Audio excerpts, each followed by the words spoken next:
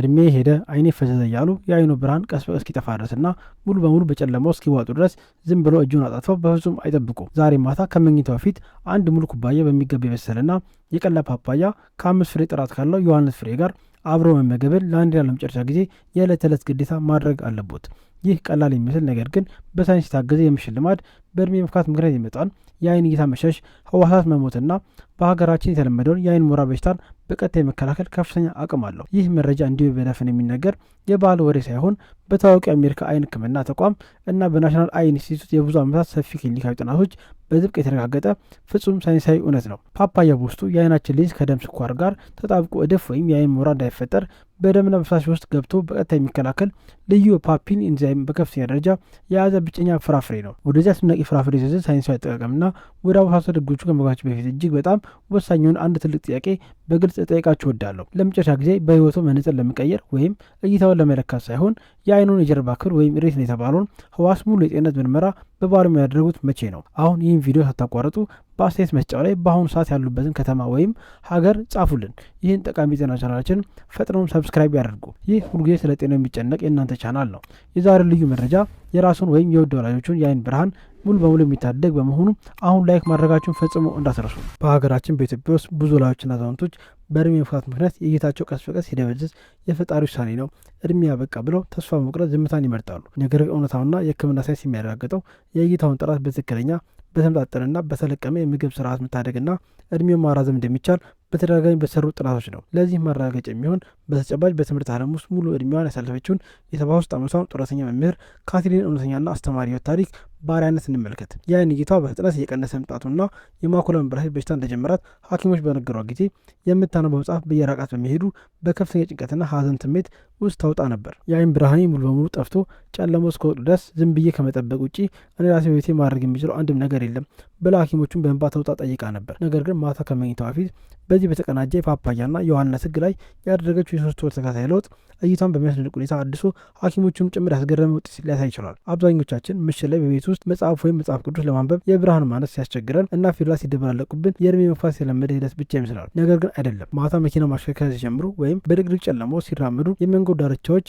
ብዥ የሚሉበት ከሆነ የአይኑ ጀርባ ህዋሳት በአስቸኳይ የሚጠግን ንጥረ ነገር መፈለጋቸውን ማወቅ አለባችሁ። የሰው ልጅ የአይን ማኩላ የተባለውን ማዕከላዊ የጀርባ ክፍል ጠብቆ ማቆየት ለቀለም፣ ለጥራትና ለዝርዝር እይታ እጅግ በጣም ወሳኝና መሰረታዊ እንደሆነ የአይን አናቶሚ ሳይንስ በግልጽ ያስረዳል። ይህ ልዩ ክፍል የሰዎችን ፊት በሩቅ ለይቶ ለማወቅ፣ ትናንሽ ፊደላትን ለማንበብና በዙሪያችን ያሉ ነገሮችን በግልጽ በጥራትና በከፍተኛ ቪዥዋላይዜሽን ለማየት ዋናው የአይናችን ሞተር ነው። ይህ ማኩላ የተባለው የአይናችን ክፍል በጠቅላላ የሰውነታችን መዋቅር ውስጥ በ1 ግራም የሰውነት ቲሹ ከፍተኛ የኦክሲጅን ፍጆታ እና ጉልበት የሚወስዱ እጅግ በጣም ስስ ህዋሳት መካከል የመጀመሪያው ነው። በዚህ ተፈጥሯዊ ከፍተኛ ስራ ጫና ምክንያት ፍሪ ራዲካልስ የተባሉ ጎጂ ኬሚካሎችና መርዛማ ኦክሳይዶች በአይናችን ውስጥ በየደቂቃው በከፍተኛ መጠን ይመረታሉ፣ ህዋሱንም ያቆስሉታል። እድሜያችን ቀስ በቀስ እየገፋ ሲሄድ ደግሞ ሰውነታችን እነዚህ መርዛማ ኦክሳይዶች በራሱ የመከላከልና የማስወገድ ተፈጥሯዊ ብቃቱ በከፍተኛ ፍጥነት እየቀነሰና እየደከመ ይሄዳል። ይህ በአመታት ውስጥ የተከማቸ ኦክሲጅንና የፍሪ ራዲካልስ ጉዳት ነው የአይን እይታን ቀስ በቀስ ሰርቆ ለአይን ማኩላ መበላሸት ወይም ለኤምዲ በሽታ በዋናነት የሚዳርገው። ሁለተኛው ትልቁ የአይን ጠላት ደግሞ በአይን ህዋሳት ውስጥ በእድሜ ምክንያት የሚፈጠር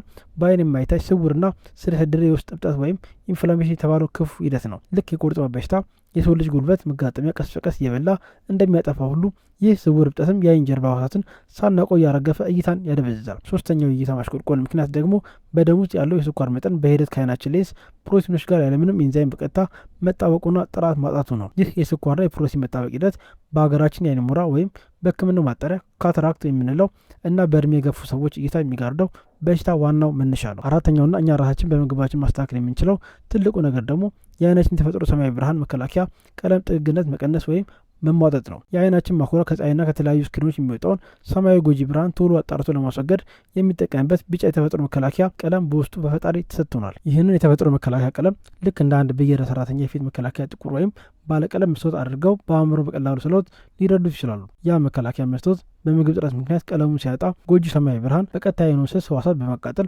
ለዘላቂ በሽታና እይታ ማጣት ይዳርጋል። ይህንን በአይኑ ውስጥ የሚገኝ መከላከያ ቀለም ግን በተመጣጣኝ ማመጋገብና በትክክለኛ ፍራፍሬ በቀጥታ መልሶ ማሳደግ፣ ማደስና ጥግቱ መጨመር እንደሚቻል ሳይንሱ ያረጋግጣል። አብዛኛው ሀገራችን ሰው ለአይን ጤናና እይታ ሲባል ሁልጊዜ ወደ አእምሮ የሚመጣው ካሮት መብላትን ብቻ ነው። ነገር ግን ይህ አስተሳሰብ ሙሉ እውነት እንዳልሆነ ልንገራችሁ። ካሮት ቤታ ካሮቲን አለው። ይህ እውነት ነው። ነገር ግን ካሮት በሰውነት ውስጥ ወደ ቫይታሚን ኤ በመቀየር በጨለማ የማየት አቅምን ከማስተካከል ውጭ የአይን ሞራን የመከላከል ብቃት የለውም። በደንብ ለሚመገብና በቂ ቫይታሚን ላለው አዋቂ ሰው በእድሜ መግፋት የሚመጣን የአይን መሸሽ በሽታን የመከላከል ረገድ ካሮት ያለው ባዮሎጂካሊ አቅም እጅግ በጣም ውስን ነው። ሌላው ደግሞ በብዛት የሚነገረው ብሉቤሪ የተባለው ፍራፍሬ ነው። እሱም ቢሆን በአይን ውስጥ የደም ዝውውርን ከማሻሻል ባለፈ ሌሱን ከአጠቃላይ ስኳር ማጣበቅ አደጋ በፍጹም አይታደገውም። ታዲያ እነዚህ ሁሉ ምግቦች በተናጠል ያለማሉትን 4 ሳይንሳዊ ጥበቃ ጥቅሞችን ከአንድ ላይ አጣምሮ የያዘው ያ ታምረኛ ፍራፍሬ የትኛው ነው ተብሎ ሊጠየቅ ይችላል። እሱም ሁላችን በየአካባቢያችንና በየገበያው በጣም ርካሽ በሆነ ዋጋ በቀላሉ የምናገኘውን የምናውቀው ፓፓያ የተባለው ድንቅ ፍራፍሬ ነው። አዎ ፓፓያ።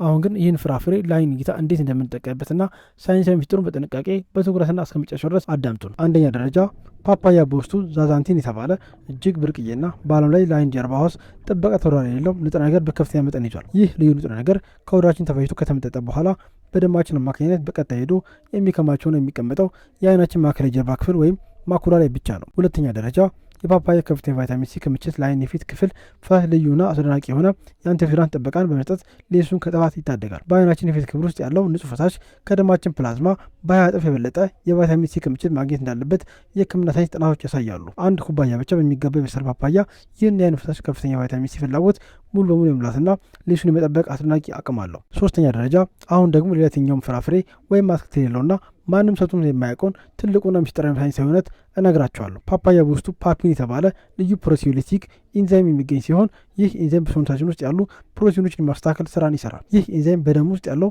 ትርፍ ስኳር ከአይናችን ሌንስ ፕሮቲን ጋር ተጣብቆ እድፍ ወይም የአይን ሞራ እንዳይፈጠር በቀጥታ የኬሚካል መዋቅሩን የመስበርና የመከላከል አቅም አለው። ይህን ሌንስ የማጽዳት ልዩ ተግባር የሚያከናውነው ሌላ አንድም የተለመደ ፍራፍሬ ወይም በዚህ ምድር ላይ ላለመኖሩ ስነግራችሁ በጥናት ላይ ተመስርቼ ነው። አራተኛ ደረጃ በፓፓያ ውስጥ በብዛት የሚገኘው ሊኮፒና ቤታ ካሮቲን የተባሉትን ንጥረ ነገሮችን በአይን ጀርባ ህዋሳት ውስጥ የሚፈጥረውን ስውር እብጠት ሙሉ በሙሉ ያጠፋሉ። በቅርቡ በታዋቂው ኒውትሪንስ የሳይንስ መጽሔት ላይ የወጡ ክሊኒካዊ ጥናቶች እንደሚያሳዩት አዘውትሮ ፓፓያ የሚመገቡ አዋቂዎች የአይናቸው መከላከያ ቀለማት ጥገነት በሚያስደንቅ ሁኔታ ጨምሯል። እዚህ ላይ ግን አንድ ትልቅ ማሳሰቢያ አለ።